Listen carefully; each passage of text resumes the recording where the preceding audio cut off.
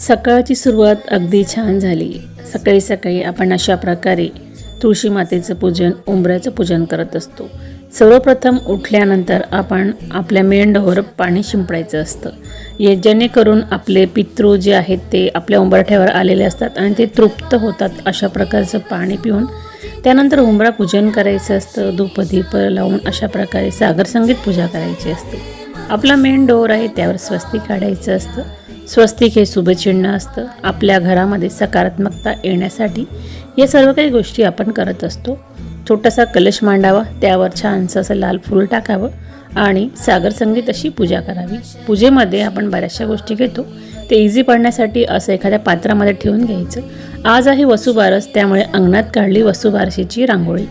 तर गाईचे पद्म काढून त्या पद्मांची पूजा करणं अत्यंत महत्त्वाचे। आजच्या दिवसाला वसुबारसेच्या तुम्हा सगळ्यांना खूप खूप मनपूर्वक हार्दिक शुभेच्छा।